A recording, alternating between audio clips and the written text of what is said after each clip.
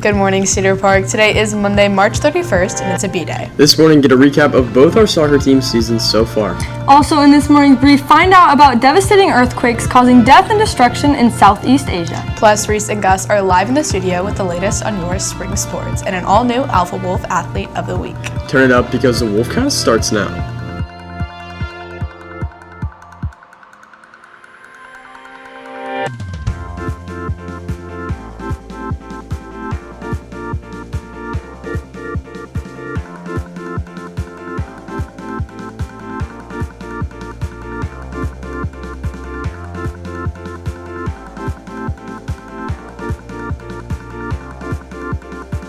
Good morning and welcome to the Wolfcast. I'm Lulu Lynch. I'm Reed Cummins. And I'm Kira Cox. Starting off this morning, our boys and girls soccer teams who both played in their own respective regional semifinals. Our girls team continued to do what they've done all year, dominating and showing why they only lost 2 games so far, and remained undefeated in district.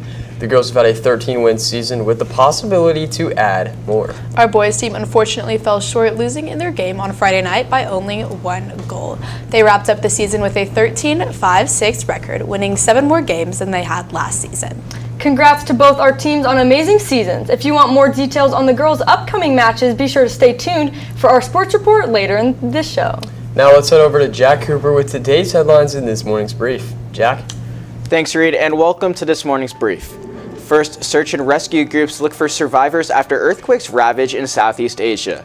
As I said, the 7.7 magnitude earthquakes occurred on Friday in Myanmar and Thailand and has resulted in an over 1,600 death toll.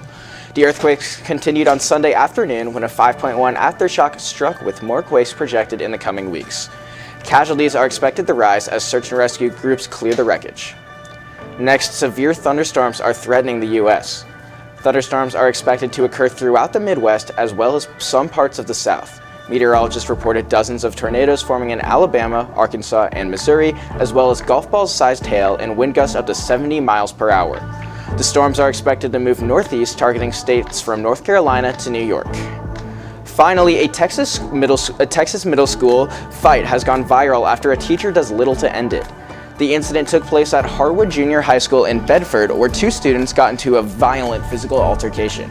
In a video of the incident, a teacher can be seen doing little to break up the fight as it escalates. The school district released a statement saying that the student will face disciplinary actions while the police investigate the matter. So, do you guys think that teachers should face consequences for failing to stop the fight? I don't know. It's tricky because, it's kind of hard. You're kind of put in, a tough spot as a teacher. And this kind of reminds me of the Instagram Reels in the middle of February. All my feed, I don't know if it was just me, all my feed was just school fights after school fights after school fights. Well, because if you're a teacher, I feel like you kind of have to do something. Yeah, you do. I feel like you're there or to I feel like, the kids. There's the rules where you kind of you can't be grabbing your hand, putting cans on the kids and stuff, and you So I feel like that's. I feel like you got to use judgment, though, but know when that's. Or call campus admin. But I feel like just standing there. Because I'm if one kid is getting beaten really bad, you kind of I feel like should do something just as pull the kid away, you know? Yeah, for sure. So it's a tricky spot. Yeah.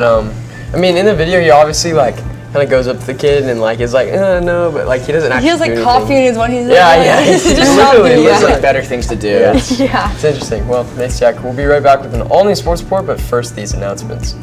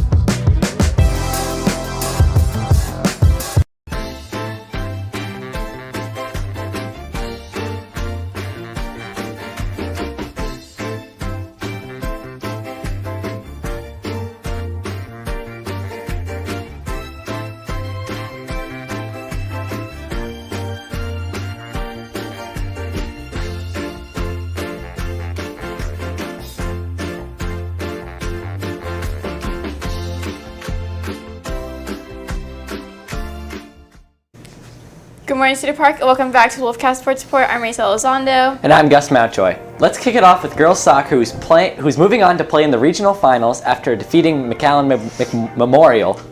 Winning 3-0, our goals from the game came from Brooke Pack, Meredith Colts, and Blake Gilkey. They'll play tomorrow night at Dripping Springs against San Antonio Piper at 6 with a spot in the state semifinals on the line, so make sure to come out and be loud. Now over to our boys team, who played an impressive game against Juarez Lincoln, but unfortunately fell in the end 1-2. Moritz Remark scored our goal of the game.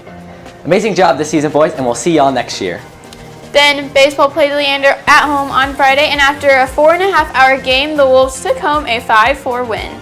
They play again here at home tomorrow against Rouse at 7, so come out and be loud. Now it's time for our Canes Alpha Wolf of the Week. This week we have senior Meredith Colts, who has 26 goals and counting this season, in addition to 15+ assists. Meredith is an amazing leadership player on their team, according to Coach Poole.